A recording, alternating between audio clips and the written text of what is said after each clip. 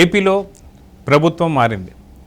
అయితే ఇటీవల చూసాం కక్ష సాధింపు చర్యల వల్ల ప్రజల్ని ఇబ్బంది పెడుతూ ఇస్తున్నటువంటి పథకాలు కావచ్చు, లేదంటే కొన్ని వస్తువులు కావచ్చు, వాటి మీద స్టిక్కర్లు గొడవ అనేది మనం చూసాం. ఇటీవల 2019లో జగన్ రాగానే సైకిళ్ళు కావచ్చు, కుట్టు మిషన్లు కావచ్చు, మిగతా తదితర వస్తువులన్నిటిపైన చంద్రబాబు నాయుడు గారి స్టిక్కరు, అంటే తెలుగుదేశం పార్టీకి సంబంధించిన స్టిక్కర్లు ఏవైతే ఉన్నాయో ఆ స్టిక్కర్ల పైన అప్పటికప్పుడు పంచాల్సింది కాస్త దాన్ని డిలే చేసి దానిపైన జగన్ స్టిక్కర్ వేసి పంపించింది మనం చూసాం. ఏదైతే 3 చక్రాల వాహనం ఎవరైతే దివ్యాంగులు ఉంటారో వాళ్ళందరికీ పంచాల్సినటువంటి వాటి మీద కూడా కుట్టు మిషన్లు కావచ్చు, వీటన్నిటి మీద కూడా జగన్ బొమ్మ లేనిది ఎటువంటి పని కూడా స్టార్ట్ చేయలేదు జగన్. అయితే ఇప్పుడు ఏదైతే స్కూల్ స్టార్ట్ అవుతున్నటువంటి తరుణంలో స్కూల్ బ్యాగులు కావచ్చు, స్కూల్కి సంబంధించిన పుస్తకాల మీద కావచ్చు, మిగతా అన్నిటిపైన కూడా జగన్ బొమ్మ ఇంకా కంటిన్యూ అవుతుంది.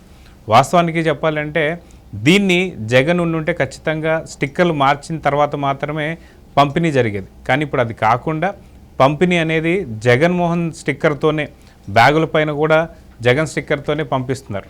సో ఈ రెండింటికి ఉన్నటువంటి వ్యత్యాసం ఏంటి అనేది మనతో పాటు సూర్యదేవలత గారు ఉన్నారు, వారిని అడిగి తెలుసుకుందాం. మేడం నమస్తే. నమస్తే మేడం, కక్ష సాధింపు రాజకీయాలు అనేది మనం 2019 నుంచి 2024 వరకు మనం చూసాం.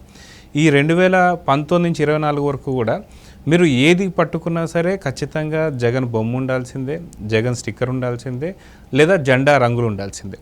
ఎందుకంటే మొదటి సంవత్సరంలోనే మనం చూసుకుంటే సామాధుల నుంచి తీసుకొస్తే గోడలకి కావచ్చు, చెట్లకు కావచ్చు, పుట్టలకు కావచ్చు, ప్రతి ఒక్కటి కూడా వైసీపీ రంగులతో నింపిపడేయడం జరిగింది.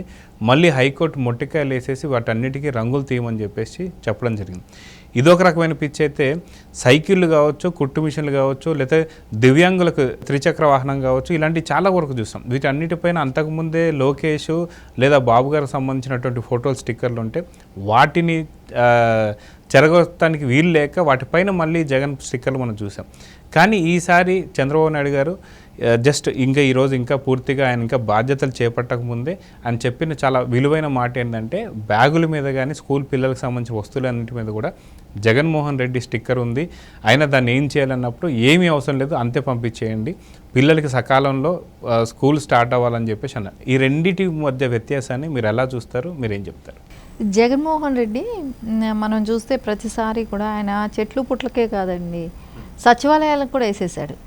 సచివాలయం అనేది గవర్నమెంట్ దీనికి వచ్చింది. గవర్నమెంట్ వాటి మీద కూడా ఆయన ఇదేసేసుకోవటం అనేది అసలు ఇంకా ఆశ్చర్యం. అది మొటికాయలు పడితే కానీ అప్పుడు దాన్ని మళ్ళీ మార్చలేదు హైకోర్టుకి వెళ్ళిన తర్వాత. ఇట్లా ప్రతి దాని మీద ఆయన నిజమే, ప్రతి దాని మీద రంగులేశాడు.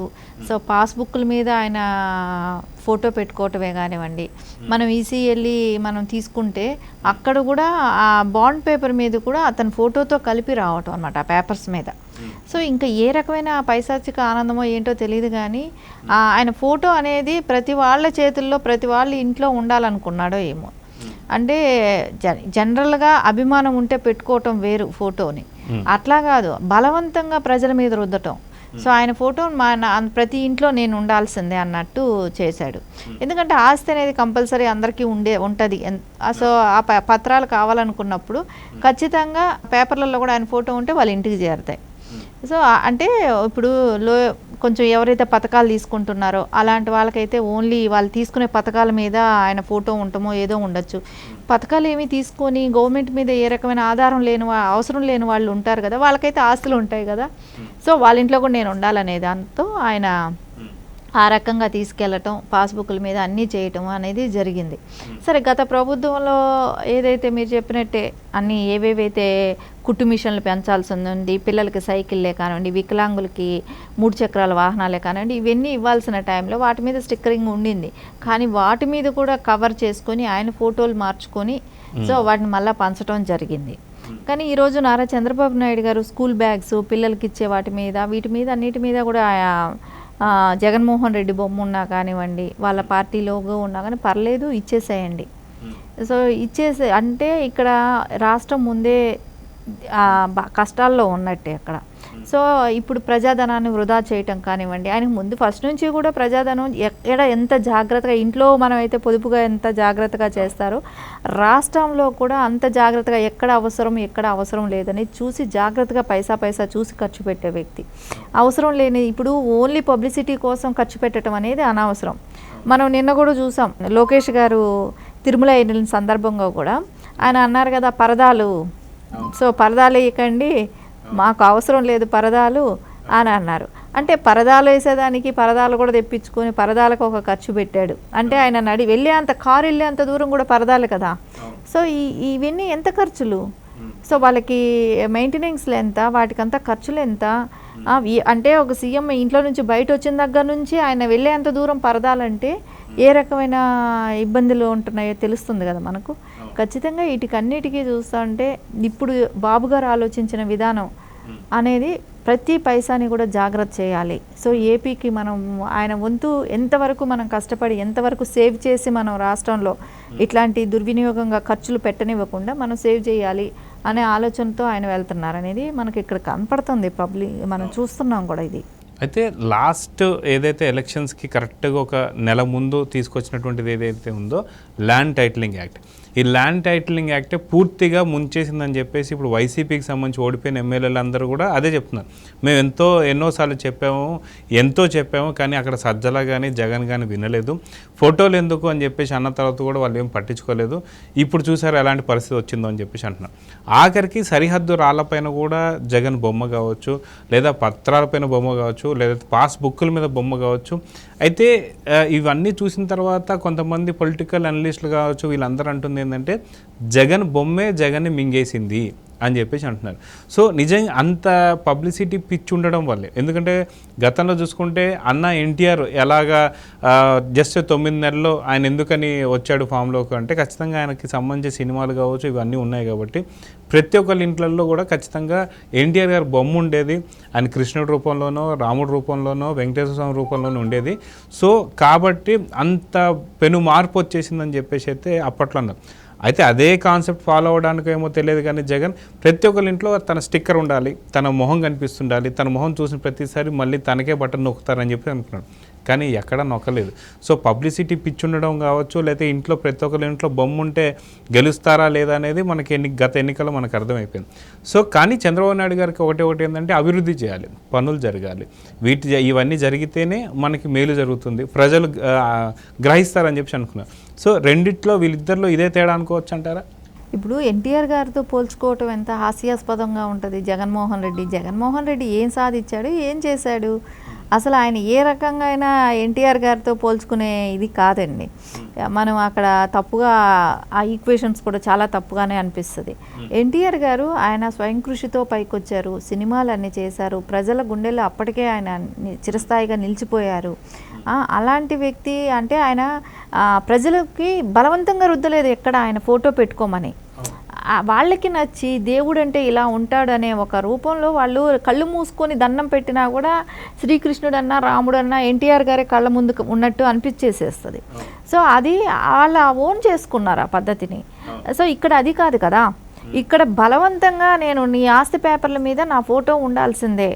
సో ఎక్కడైనా మనం వెళ్ళేటప్పుడు ఇన్ని కిలోమీటర్ల డిస్టెన్స్లో అనే బోర్డులు రాళ్ళు కూడా ఉంటాయి కదా, మైల్ రాళ్ళు, ఆ రాళ్ళకు కూడా రంగులేసి అంత పిచ్చి వాళ్ళని ఎవరూ చూడలేదు. ఇంకా డివైడర్లకు అటు ఇటు ఉంటుంది, అక్కడ రంగులే, చెట్లు మధ్యలో ఉన్న చెట్లకి రంగులే, పూల కుండీలకి రంగులే. ఇంత పిచ్చి వాళ్ళు ఎవరు కూడా ఉండరు కదా.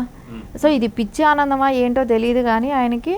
సో ఈ రకంగా బలవంతంగా ప్రతి ఇంటికి నేను చేరువవ్వాలి అనుకునేది ఆయన, నువ్వు మంచి పనులు చేసి చేరువవ్వటం వేరు.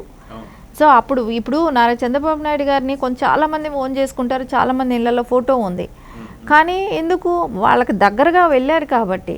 ఇప్పుడు అదే చాలామంది వాళ్ళ నాయకులు చెప్తున్నారు కదా, ఇప్పుడు బాబు గారు లాంటి వాళ్ళు ఎలాగంటే ఒక వ్యక్తి చనిపోతే ఆయన స్థాయి ఏంటని చూడరు, ఒక కార్యకర్త. సో కార్యకర్తకైనా అదే లీడర్ ఉంటుంది, అదే ఇది విలువిస్తారు. హోమ్ మినిస్టర్ అయినా మంత్రులుగా చేసిన వాళ్ళకైనా ఎవరికైనా ఒకటే ఉంటుంది. సో ఆ కార్యకర్త ప్రెసిడెంట్గా చేసి చనిపోయినా కూడా అక్కడికైనా వెళ్తారు. సో వాళ్ళ పాడిలు మోసింది కూడా ఉంది. సో అంత డౌన్ టు ఎర్త్ వాళ్ళతో కలిసిపోతారు బాబు గారు. సో ఈ జగన్మోహన్ రెడ్డి ఎక్కడ?